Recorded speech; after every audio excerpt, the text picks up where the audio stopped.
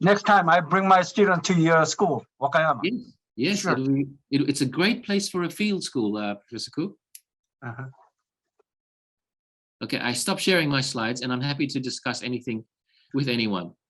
Okay, students, it's your turn. Please feel free to ask him whatever your question. Thank you for Professor Joseph. It was very great to know about like how is the rural business going on in Japan. I always admire that Japan is actually very successful model in Korea as because of it's a small country, but there is a lot of like tourism destination there. But Korea, if I speak to the foreigner and the foreign traveler, they also just remember Seoul or Busan or Jeju Island. That's all. Even we try or government is support a lot of things to develop tourism destination. So what did you think? Maybe this is a stupid question, but what do you think that Korea is kind of the struggling compared with Japan? Yeah. Thank you for your question. It's Gina, right? Yeah, that's right. Thank you, Gina. That's a really important question. And a lot of people around the globe, people have very good, let me say, perceptions and feelings about Japan, right? And Japan has been very good at soft power. I'm not sure if any of you are political students of politics. What I mean by soft power is Japanese culture, manga, Studio Ghibli films, food, fashion. And it has made people develop a really good feeling towards Japan. Certainly, Korea is going the same way with its gastronomy, with K-pop and Korean fashion and things like that. But you are right. I wouldn't say that Korea is not as good as Japan. I think it has the potential. It does things differently, right? But certainly there is a feeling about Japan as a destination. And I tell you why. If you travel in Japan, you will never feel unsafe. I always say that to my foreign friends.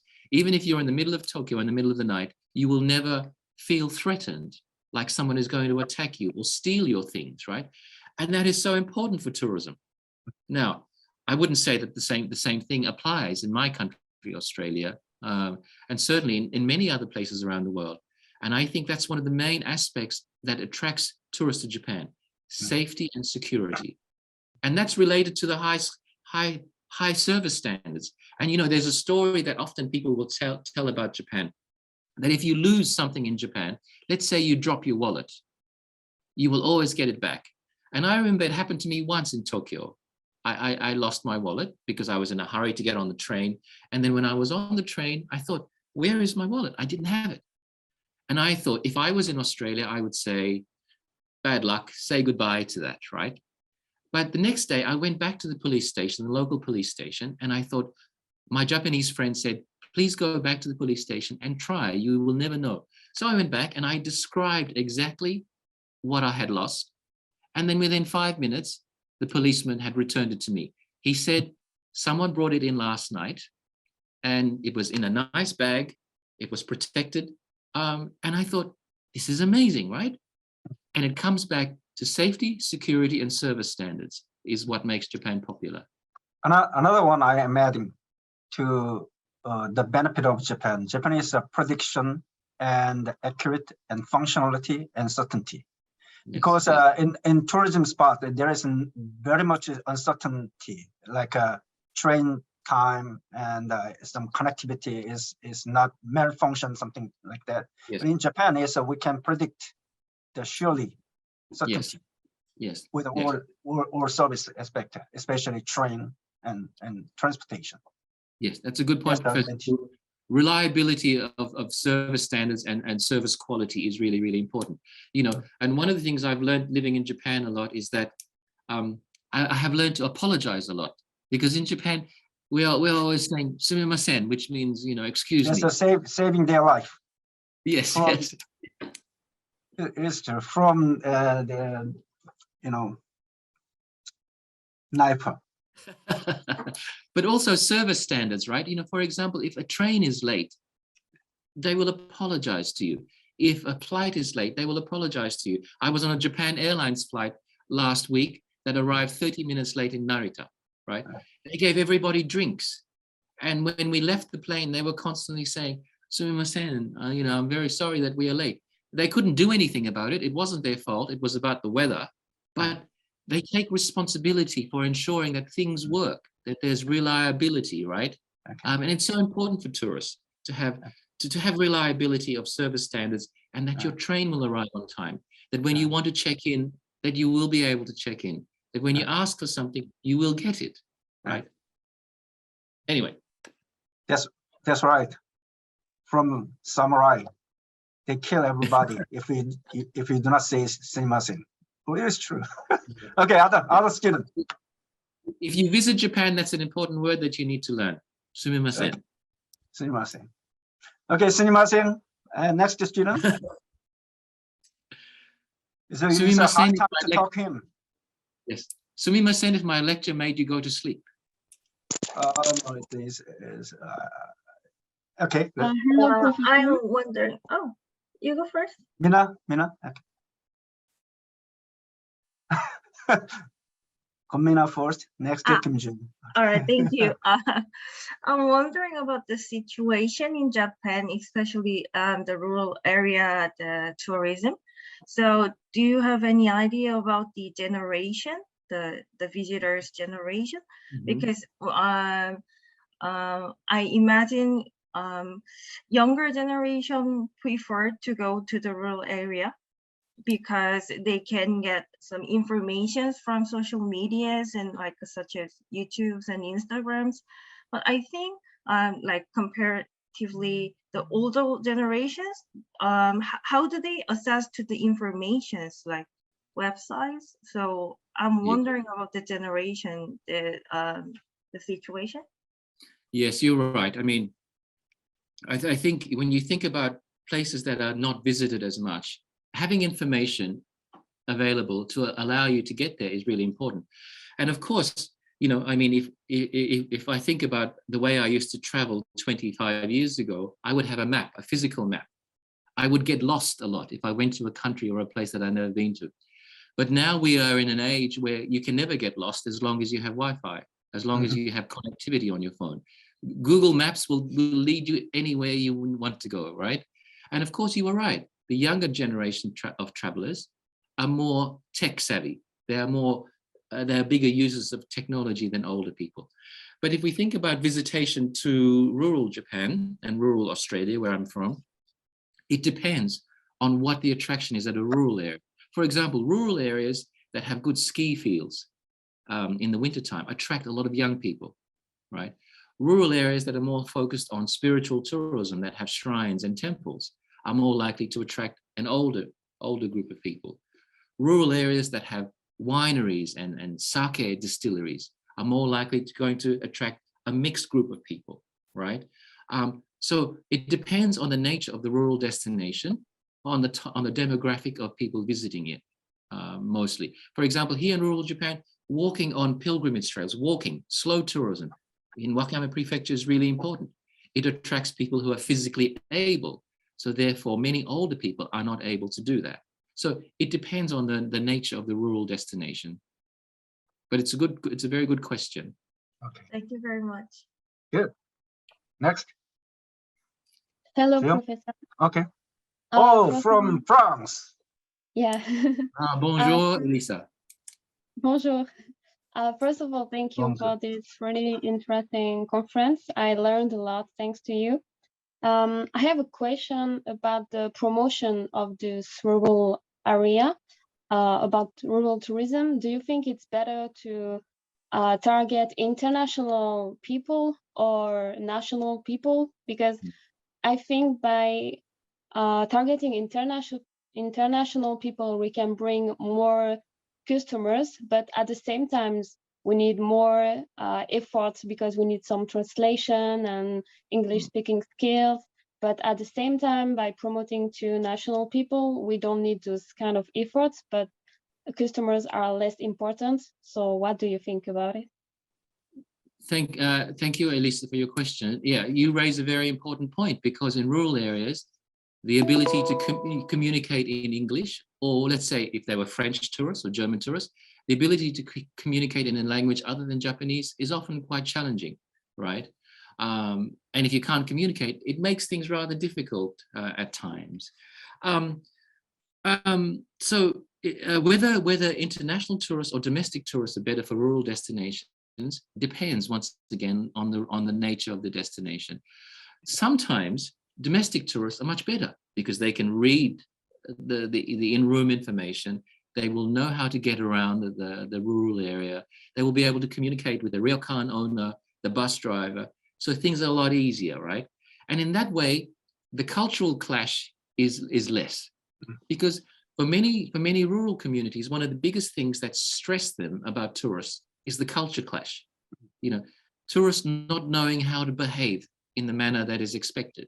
You know, in Japan, Japanese people are very polite. And I know most Australian tourists, many of my friends, would not understand how to behave in a way that doesn't offend the host. You know, they might not know the word sumimasen, so they don't apologize if they make a mistake, right? So whereas, but domestic tourists may not spend as much money as international tourists, right? And on the other hand, international tourists will expect, you know, this is what I always find very odd about tourists generally, is that they will go to another country, but expect to have things the way they have it at home. Do you know what I mean?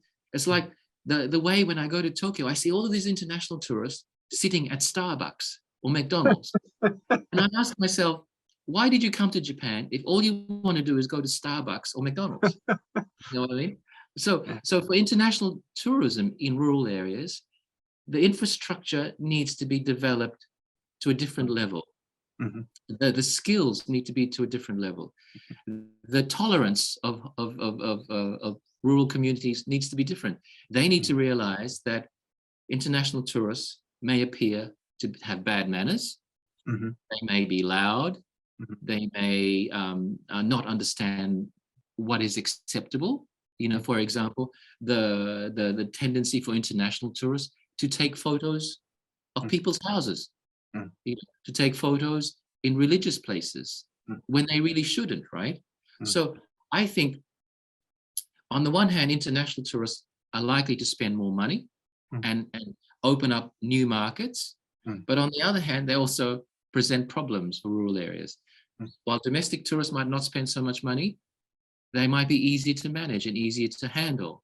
But also, they may come back more often, right? For example, if I live 2 hours away from a rural area, I might go there every year. If I'm an international tourist from Germany, I might only go here once in my life. So I think you're right. It raises the question, can we focus on both international and domestic? Or do some rural areas need to say, we will only focus on domestic tourism, it's easier for us. And in fact, during the pandemic, and even now, in some places, they would say, you know, you would see signs in ryokans or restaurants that say, domestic tourists only. Oh, really? Yes, yes. Oh, it's strange. Yes. So it's a very good question, Elisa. And the answer is, it depends on the situation. I think, you know, can we necessarily be a successful rural destination, making international tourists happy and domestic tourists happy, as well as keeping the community happy? Anyway, okay, the between the international and national, domestic, the target is important, but you know, the role of technology, smart tourism and application will give it a solution for, you know, interface and at least the language barrier, I guess. Okay, next.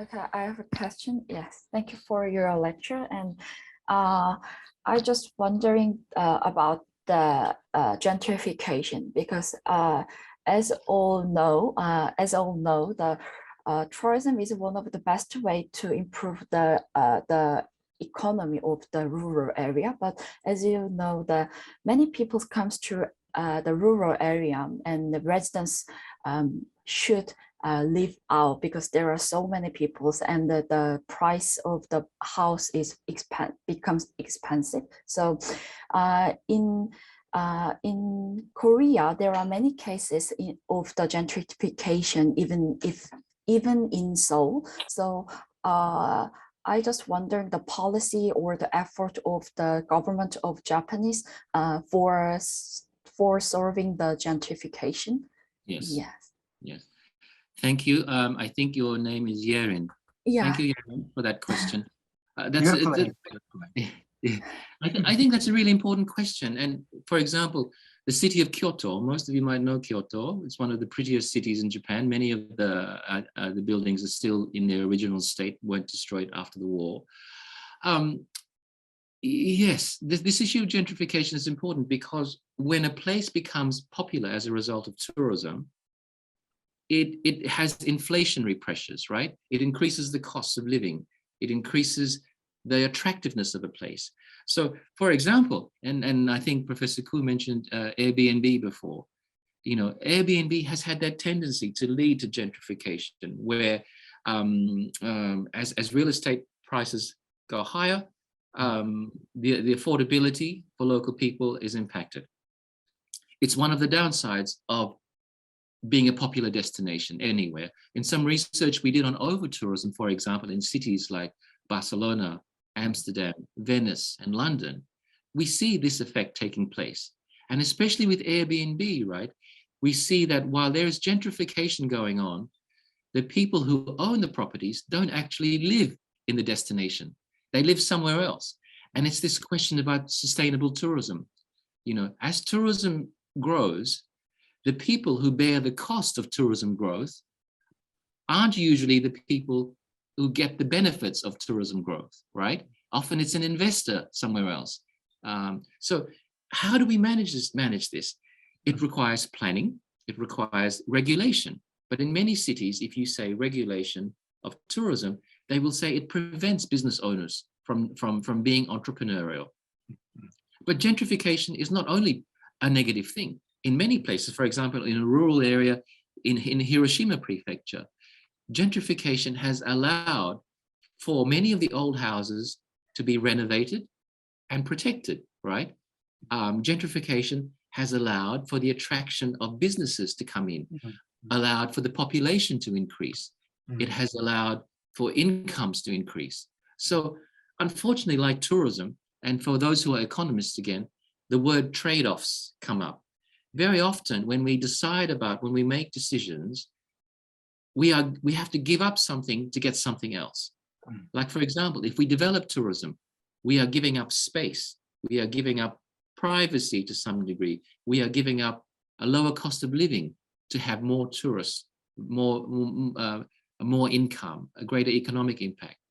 So, but yes, definitely in many rural areas and certainly in many urban tourism destinations, gentrification is a major issue because tourism and greater tourism drives up the costs, drives up the attractiveness. For example, now in rural Japan, there is a trend of foreigners buying old Japanese houses because compared to, say, Australia, New Zealand, the US, the UK, the cost of buying an old house in rural Japan is much, much less than the cost of buying a house in these other countries. So the question is, you know, how do we control gentrification in a way that gets the benefits, but tries to reduce the costs, right? That's a classic tourism problem. How do we maximize the benefits and reduce the costs of tourism growth? Great. Thank you, Gary, for your question. Thank you very much. Yeah. And the next. So, I have a question. Thank you very much for your lecture today. And I have questions about the resources in the rural area for the tourism. Like in Japan, as you say, there's a lot of powers of the content related resources available in Japan. So like for the comics, small town, people are gathering because they want to see the place that they saw in the comic book. And the same way, what I'm trying to say is like besides the accessibility and the technology, if the area doesn't have enough resources or people cannot develop what they have, I don't think the rural tourism can be developed very well. So what do you think about it? Is there any creative way for the people who can use the available resources they have? Excellent question from Chloe, or as I would say, Chloe-san. Thank you. Thank you, Chloe-san, for that very good question. Contents tourism, I talked earlier about stories, right? And stories are really important in creating perception of place. It helps marketers build images in people's mind. It makes emotional connections between, when someone's planning a holiday or at the dreaming stage of their trip. Stories help build these kinds of connections and motivate someone to visit. And you're right, the popularity of manga, even of films. And I give you an example. Most of you will know Totoro, right? Totoro in Studio Ghibli. There is a place in Miyagi Prefecture in the north that has a tree that looks like Totoro. It's very big, right? And influencers go there and they take photos of this place.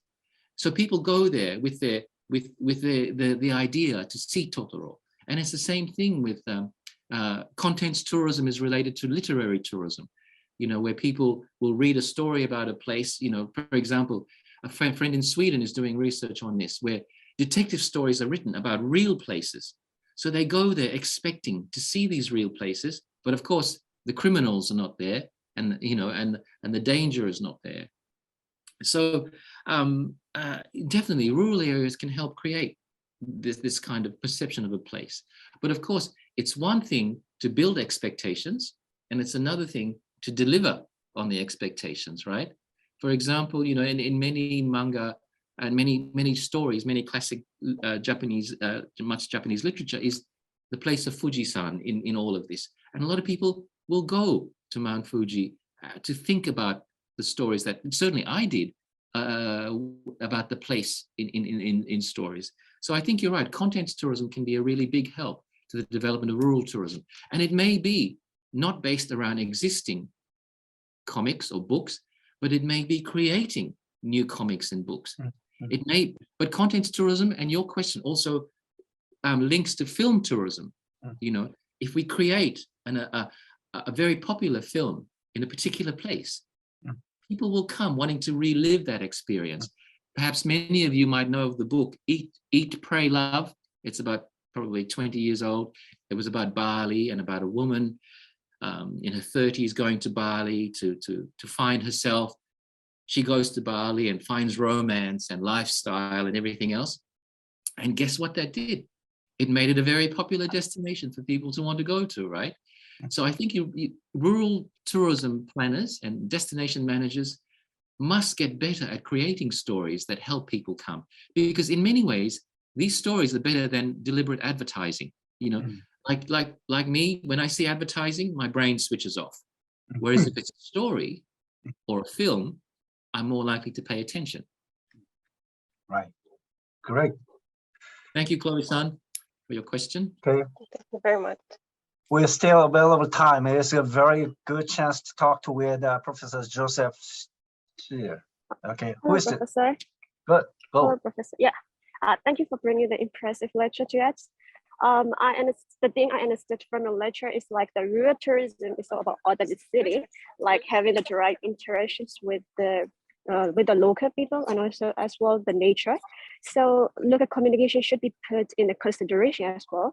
So due to the pandemic outbreak, some local people still have the negative perspective and tend to be repulsive to the tourist visitations. So in that case, how do you think about that issues, and if there's any strategies or any policy related with the local residents relationship in building the rural tourism? Yeah. Thank you. Street student. Yes. Well, you're so popular. So the people on the street, the students participate in your session. Thank you. That's very committed to be walking and listening to a lecture. Thank you for your question. I think it's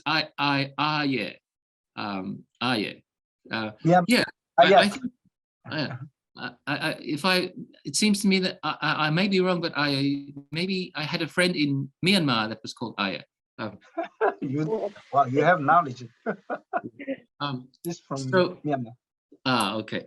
So yeah, it's really important. Like, for example, during COVID, many rural communities, as I said earlier, I saw signs in shops saying domestic tourists only, not international, because they saw international tourists as a threat, as a risk, right? We saw this in Australia as well, where there was actually some racism, because they saw Chinese tourists or anyone who looked Chinese as being a threat, because, you know, of the politics of COVID, where, you know, and I think you know what I mean.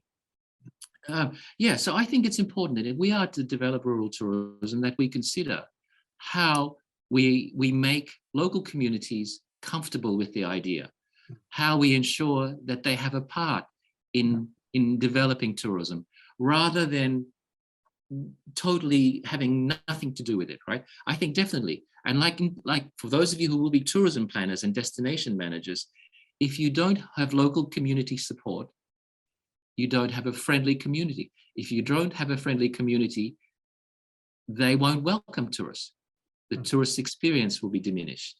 So I think you have a point. It's one thing to promote tourism, to have the infrastructure, but if you don't include local stakeholders, local community, and make them feel comfortable, then you have the ingredients for disruption, dissatisfaction, and poor quality of service.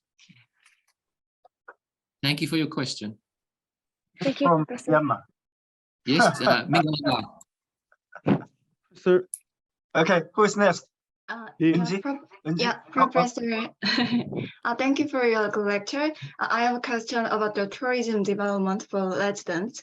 Sometimes I think the concept of sustainable tourism is too ideal for applying to the actual tourism sector. But as you mentioned, in the case of Japan, there are various stakeholders within the destination, such as a resident and a tourism operator and tourist. But I think each stakeholder may have a different opinion on which value chain to make first and foremost important.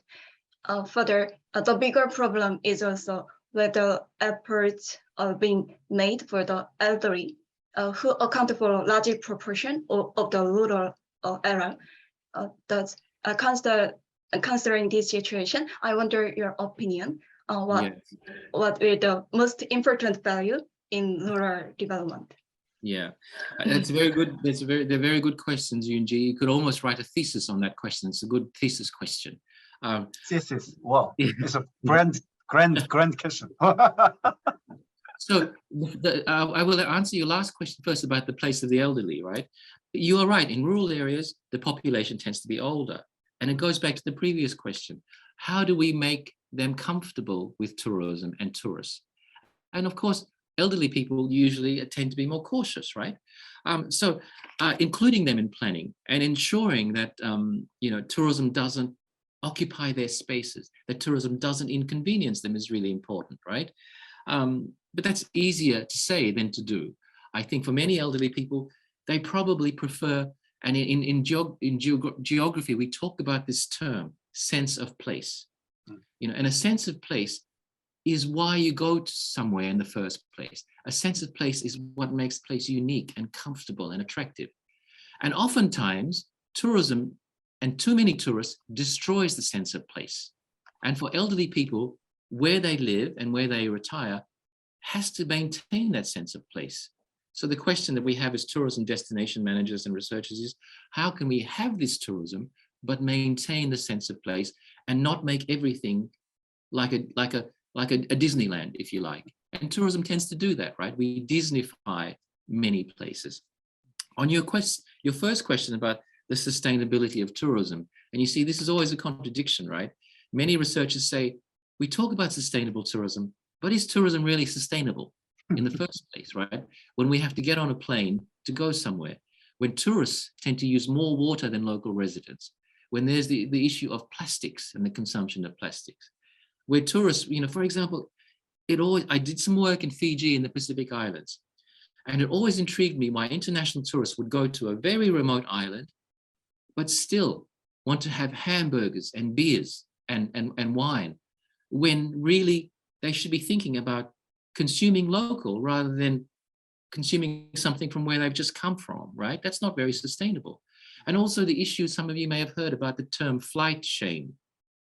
You know, it's something that my colleagues in Northern Europe are very, very passionate about. Flight shame basically says we should stop flying. Flying is the most unsustainable thing we can do. But as you can understand, for me, someone living in Japan, an island country, I'm from Australia, an island country. If we don't fly, then we are isolated from the rest of the world, right? So how do we have that kind of tourism? You know, they say get a train everywhere you go, and I understand that, that's great.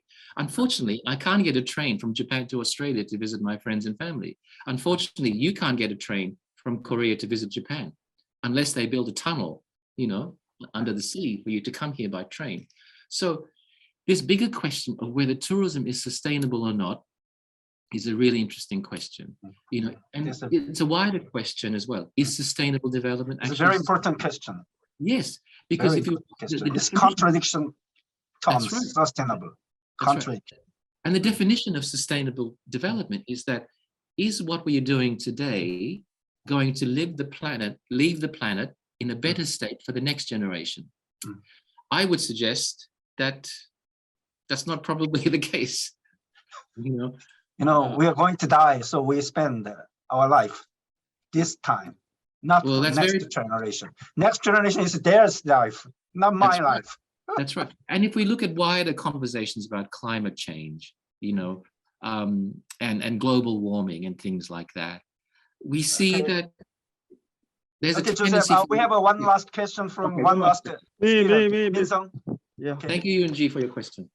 Hi, everyone, and thank you for your passionate lecture today. Similar with the sustainable tourism and gentrification, my question is about the over-tourism. So, I mean, a lot of tourists, it could destroy the ecosystem, or it could make the traffic jam or traffic issue, something like that. So, well, actually, I'm from the rural area in the Korea. So all of my friends say like that, oh, a lot of tourists always make the fucking heavy traffic jam. So yeah. Keyword big. Sorry about that. Anyway, so don't worry, I'm Australian, I'm used to that language.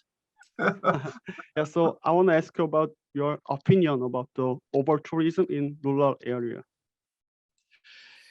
Yeah, look, it's a real problem, right? And this is the thing, as I said before, it goes back to the issue of tourism.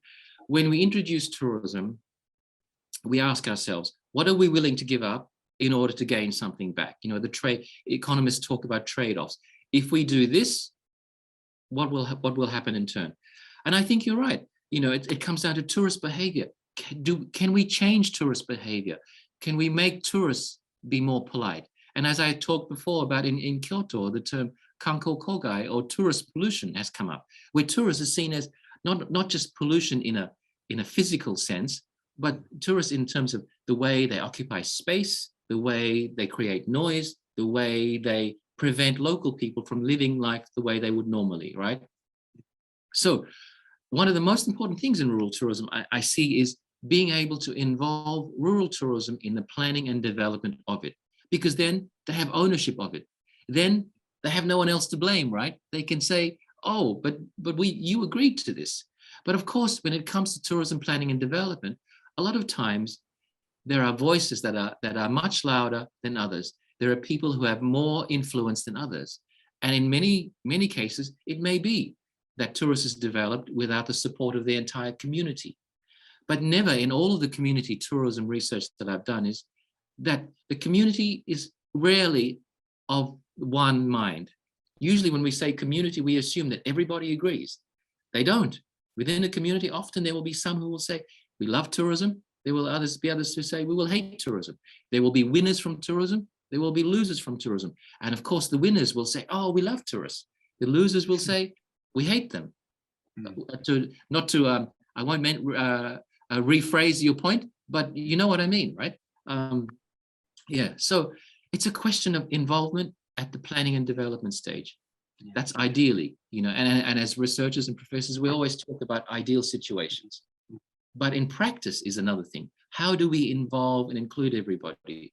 But if you develop a rural tourism enterprise, let me know. I'll come and visit it. And I hope you take away some good ideas from this lecture. It's from Jeju Island.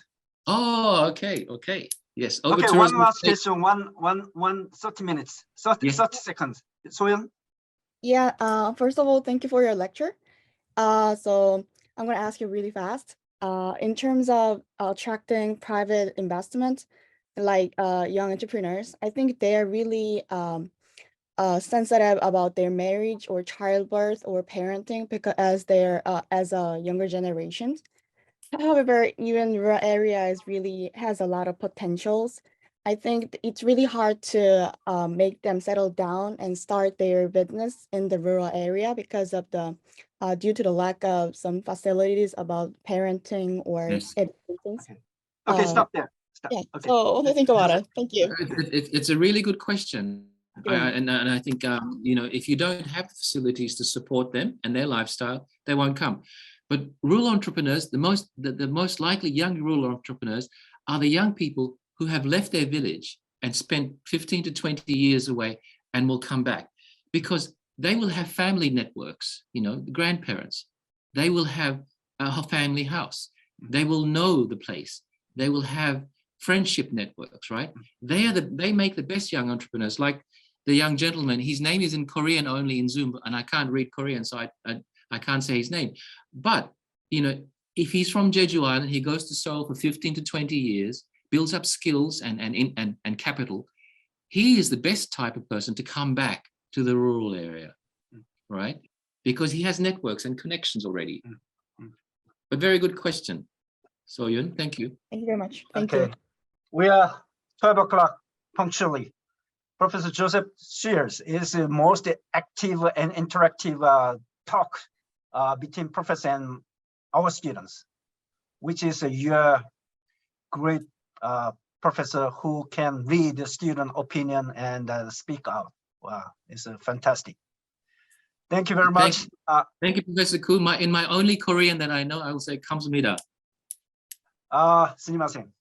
And look forward to see you face to face in your school or our school someday next year. Okay, thanks everyone. Take care. Good luck. Thank you very much. Bye-bye. Thank you. Thank you.